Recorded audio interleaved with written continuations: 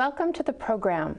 I'm Carolyn Ramsey from the Pleasantville Garden Club, and today we have a special guest, Pat McNelis, a certified master instructor of Japanese flower arranging.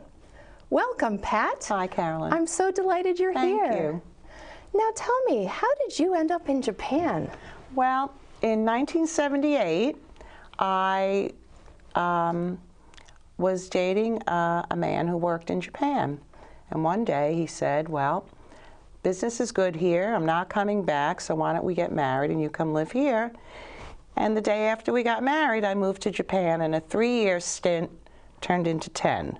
Wow. Yeah, it was a long time. Was it exciting, scary? It wasn't exciting at first. It was very scary. Why because in 1978, it wasn't as westernized as it is today. And I still had to go into stores and grapple through the products, what works for what, and food, and so it was difficult. Could you find the foods you were used to cooking, or did you go straight to sushi? No, I didn't. I tried, and my mom and dad used to send me some care packages, which weren't allowed. They hid things in different places to get to us. And then after 3 years, it got a little easier. What made it, how did it get easier for you? Well, the main thing is I made friends, and there was a very large European community that, since my husband was in shipping, most Europeans were in shipping also. And I met fabulous people and decided to dabble in some of the arts there. And in fact, I'm a teacher, ex-teacher, and one of the first things I did was teach in the international kindergarten. Now, what was that like? That was amazing. No one spoke English, and they're little 4-year-olds. There were about 55 nationalities. And we just kind of spoke with hands and however else you deal with, you know, little children. And it was a lot of fun. I bet they loved you. Yeah, it was fun. Now, you mention a big international community. Yes. But it seems you also got deep into the Japanese culture because you became an Ikebana master teacher. Yes. How did you get into Ikebana? Well, I was always looking for something to do because I'm a bit craft oriented. Okay. And friends of mine were taking Ikebana, and I took my first lesson and a couple more, but it was all in Japanese. Okay. And I did not know what I was doing. So eventually, I did find a school, Ichio School, which translated means one leaf. Okay. And they were one of the few schools of Ikebana, because there's at least 3,000 schools of Ikebana. And each of those schools has a slightly different technique to flower arranging? Not really. Okay. They might have their special containers that they have made special for them.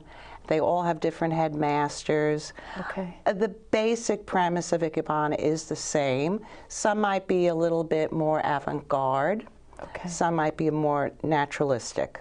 You know, it's funny, when I think of flower arranging, as an American, well, we just had Valentine's Day. Yes. So, you know, you get a traditional red rose arrangement with a dozen red roses. Right. But then you might have Ikebana, where you take that same 12 roses, but you only pick a couple. Yes. And you make an Ikebana arrangement out of them, and it's a totally different art form. Exactly. Was that difficult for you? Did you feel like the vase was empty? To tell you the truth, I never did Western flower arranging. I never did flower arranging at all. Interesting. Before Ikebana. So I wasn't coming there with this preset notion. Okay. What really grabbed me about Ikebana was the spiritual calming effect that arranging had on you. Because I was under very big stress, being away from home, so many miles away, and that's what really drew me to Ikebana. Fascinating. Yeah, yeah. So, and the calming effect. How often would you do Ikebana? I imagine to become a master, that's not a 3-week process. No, it's 10 years. 10 years. 10 years of study. We usually do 20 lessons for each level.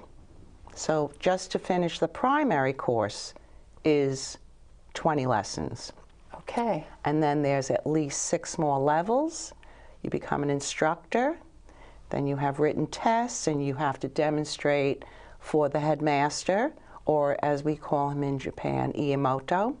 Okay. And you have to pass that test, and you have to demonstrate from the back and show him how proficient you are. And then you do demonstrations, exhibitions, and in a way spread the word of Ikebana and teach. You must teach with your instructor certificate in order to progress. And that's what I did. Wow. And it filled my days, and I did a lot of teaching there, and I was eventually able to get my master's. Because when I was on the way to leaving, because I had just had a baby, and she was 1.5, and I said to my husband, we're going home. I want my baby to grow up in New York. Which is where I'm originally from. And so we went home. So I had to squeeze a lot of Ikebana into my last couple of years there. You know, it sounds like it was a really enriching experience for you. You mentioned that being so far from home was challenging. Was anything about Ikebana challenging? What made it difficult, or how did it help you grow? Well, the main challenge, I guess I would find, is trying to see a material, especially the line material, in a new way. For example, learning that, and you had to learn a little bit of the horticulture of flowers and plants, because each had its own property as far as what's straight, what's hanging, what's slanted. And to prune that branch, because I'm like, I think most people hate pruning your bushes and your flowers, cutting them short and this, that. But in a way to achieve the balance in the container, you really have to prune that branch. You have to snip flowers off, you have to cut leaves off. That was very hard. Interesting. Now, one thing I understand about Japan is there are a lot of rules. We do things this way. The master knows, the student studies. Yes. To become a master yourself, at what point do you branch out, so to speak, and insert your own creativity and ideas into the process? That's a great question, because my school really stresses, after maybe the advanced course, that the main thing is for the arranger to insert his personality and mood into the arrangement. So given that 2 of us might be given the same material in the same container, we come up with a different arrangement. And in my studies now, I still study. I go to Atlanta, I go to North Carolina, to symposiums, I've been back to Japan. New ways to use containers, on its side, upside down. You've got me really excited. It's never ending. It's never ending learning. I think it's time for us to see some of that learning. If you don't mind, I'd like to segue into some demonstrations. Surely. I think it would be fun to start with maybe the basic upright that a new student of Ikebana might learn in the beginning. And then if we can go into something freeform, I think it would be great fun. Okay. Let's move to some demonstration. We're going to start with the Memeber upright arrangement today.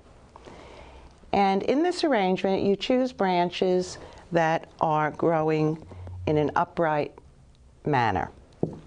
Let me explain to you the container, which is from Japan, and we're going to use a Kenzen today, a rectangle container, Kenzen.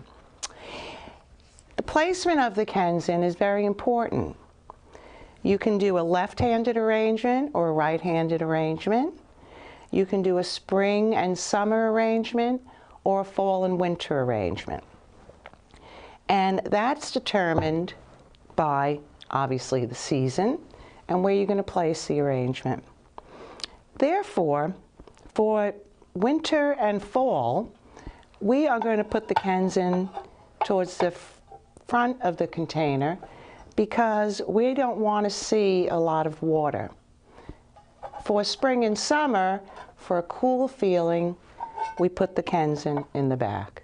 And because we're hoping for spring, we are going to do a spring arrangement. So the Kenzen goes in the back on the left. I have a penchant for putting my Kenzen on that side. Today we're going to use peach blossom branches. And it's unusual to find this today because yesterday was Girls' Day in Japan, and the peach blossom is representative of the arrangements they make for this festival. Now, the second thing is the length of the branches. When you have this round container, you measure, and don't go right up to the tippy tip because this is kind of a weak branch. So it's the diameter plus the height of the container times 2. And that would be right about here. I have my first main stem. The first main stem is placed in the back center of the arrangement. And since this is a left-handed arrangement, all our material is growing up and over to the side.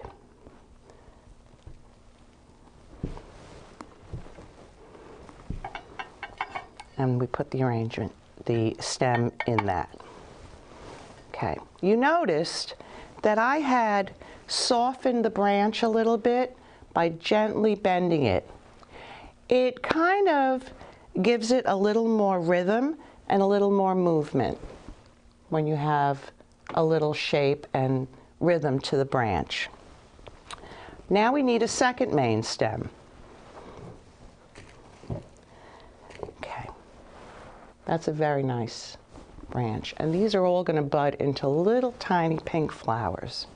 The second main stem is 3/4 of the first. You do it by that way.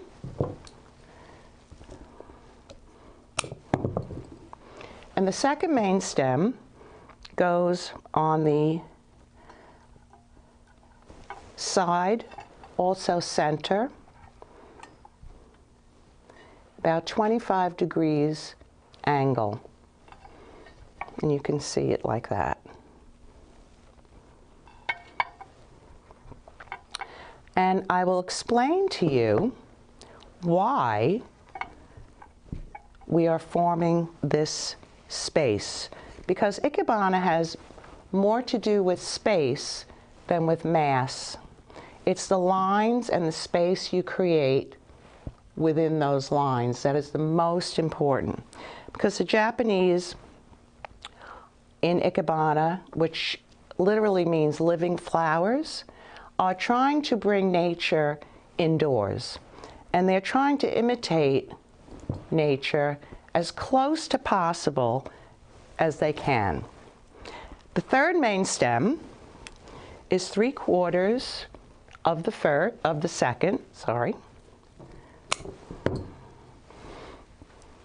and it's placed in the corner of the Kenzen. You put it in straight first, and then you bend it about 45 degrees.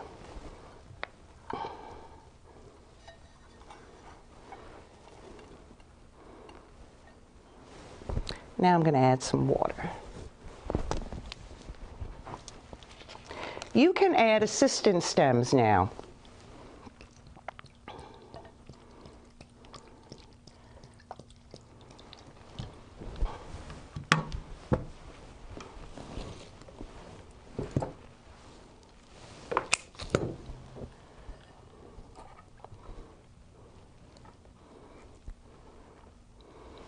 And let's deal with the placement of the flowers. I brought two types of flowers today, roses and gerberas. The main thing we'd like to do is choose the size of the blooms. And I find that the gerberas really show the different sizes. The roses pretty much look similar. So let's work with these today. We need a very large bloom to be our focal point.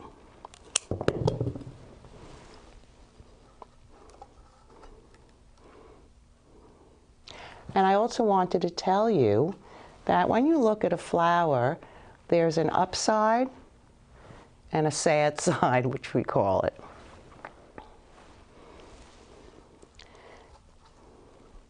Now, the reason everything is growing up is the explanation which Ikebana has applied their principles to the Buddhist philosophy. The tallest main stem represents heaven. The shortest main stem represents earth. And the second main stem, which is in the center, in harmony with heaven and earth, is man. And that's the triangle of the Buddhist principle, and that's the basis of all Ikebana. And gerberas are a little tricky because they have a soft stem. Now we need the smallest bloom, and I'm going to choose this one, and it's very tall, and it's placed next to the second main stem. And we have the shortest bloom, but the medium size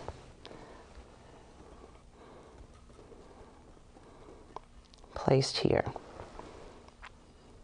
A lot of the angles at which you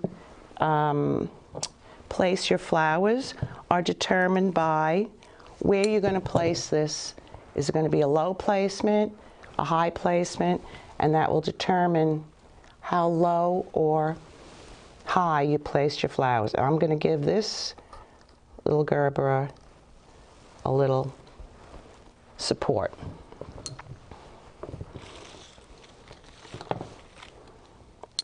These leaves are from my very own anthurium plant.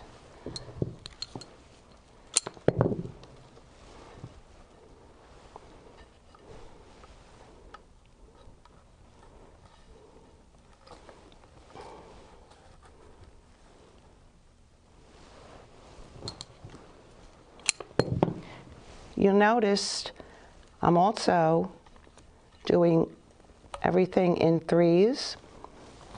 In Japanese Ikebana, we use odd numbers. Asymmetry is very important.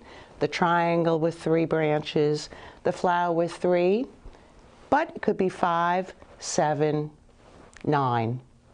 Odd is great. We never use 4, and anyone who knows Japanese language, the word for in Japanese means death. So we don't use 4 of anything. And you can see how the roses would have looked also. Very beautiful. We can add some assistance.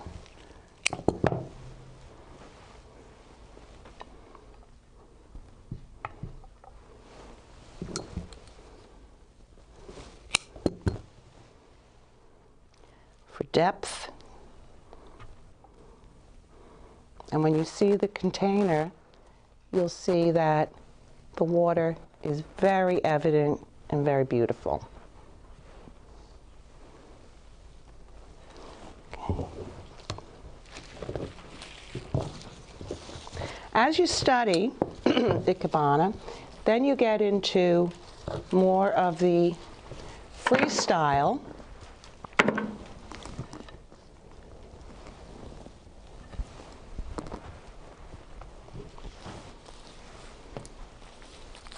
And I'm going to show you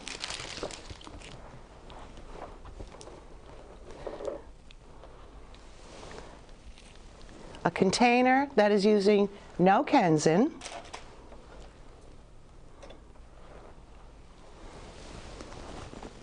This story of this container, I don't remember where I got it. I think it was Thailand. It was a, let's put it up on it. And I wedge these branches in this container, and anything that has holes in it is absolutely spectacular when you want to do something unusual. And I have freesia here.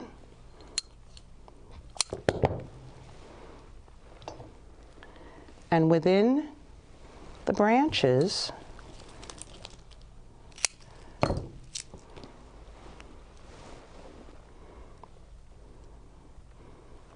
I'm using the branches as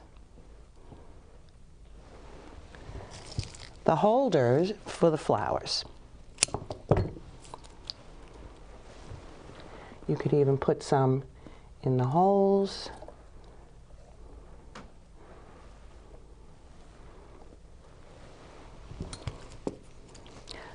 I love freesia. They are beautiful and so much like spring.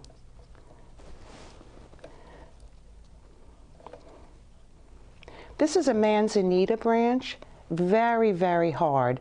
From what I hear, it grows as a tree, and this is just the natural look of it. And I have about 4 branches here that I intertwined.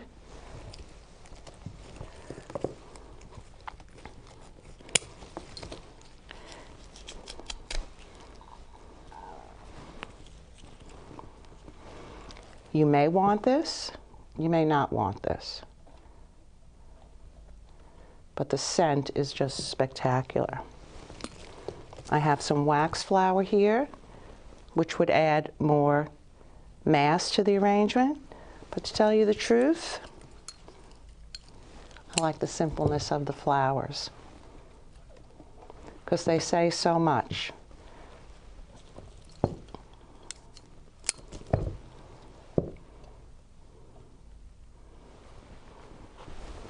And now we'll add on water.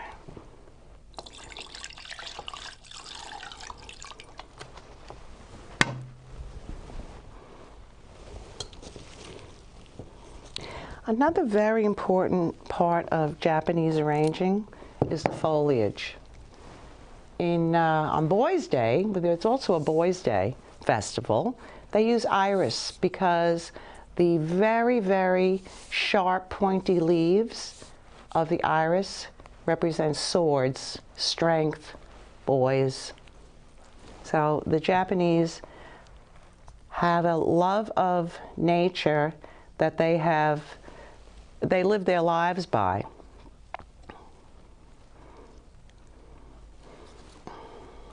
Another thing you can do with leaves, I like that. I never do an arrangement beforehand when I demonstrate, because sometimes the flowers will do something different each time. And it also is a mood interpretation, which my school really emphasizes your personality and the mood you happen to be in that day.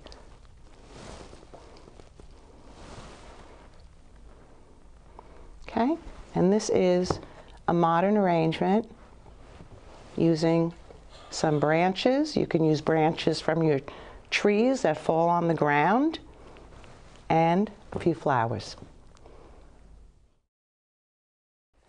Wow, that was incredible. What a transition from the basic to the free form.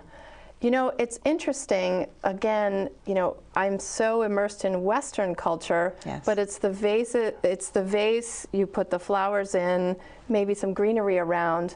You had sticks Right.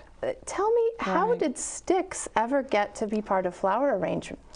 Well, because the Japanese aesthetic is that they try to create nature as it is, the old with the new.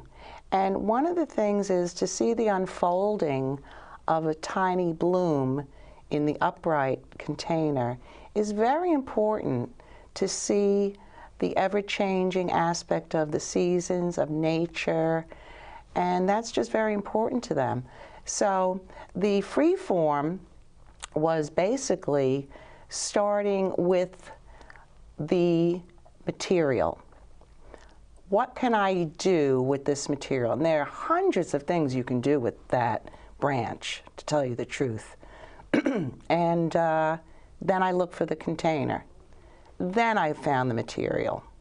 You know, it's interesting about containers. Yes. You brought some incredibly Yes. beautiful pieces. I'm wondering if we can show a couple. This is a piece you said was handmade. Yes. Now, would you always put flowers in both sides, or what would you do with something like this? Something like this, I would use a long branch like curly willow. Oh. And I would twine it around and make a big open weaved ball for that container. I have 4 of those. Interesting. So you can add to them and make it a huge arrangement. You know, when I see beautiful. this, I think a little bit of a Western candelabra. You have this other vase Yes. that I find so intriguing. It's a circle. Yes, yes, and as you can see, it's got specific holes in different places for almost anything can be put in this. And in fact, it comes with another one, which I didn't bring, larger. Oh, Can interesting. you imagine this big, and the two together? So, And this is not Japanese, by the way. interesting. This I got at a Garden Club Symposium in New York. And it's a potter who makes containers. Wonderful. Now, have you been able to share this Ikebana with the New York community? You said you brought your daughter back. Yes, I brought my daughter back. And I started teaching Ikebana at my house. And gradually, I started to demonstrate for garden clubs in New York. I was a member of the Mamaroneck Garden Club, and I did demonstrations there.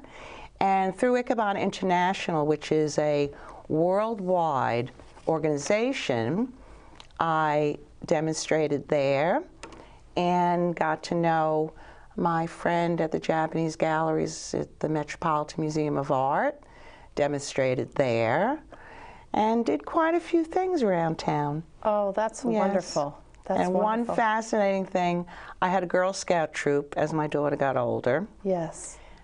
We did a flower show with my little Girl Scouts. Okay. They learned their lesson in flower arranging. I went to her nursery school and did flower arranging for them, showing the 3 main stems. Instead of heaven, earth, and man, it was the mommy, daddy, and the children. Oh. And it was fascinating. Yep. They love anything to do with arts and crafts. They and loved it. And they love themselves it. in the center of it, I bet. Exactly. Oh, my Right, goodness. Right. You know, I have had so much fun talking with you today. This has really been a wonderful experience. Oh, thank you so much for having me. And it's so nice to be able to see the traditional and then also modern arrangements. And the Ichio school really seems to have enriched your life Very much so so. much. I wanted to thank you so much for coming today. Thank you so much, Carolyn, for having me. It was great fun. Thank you. And thank you for watching.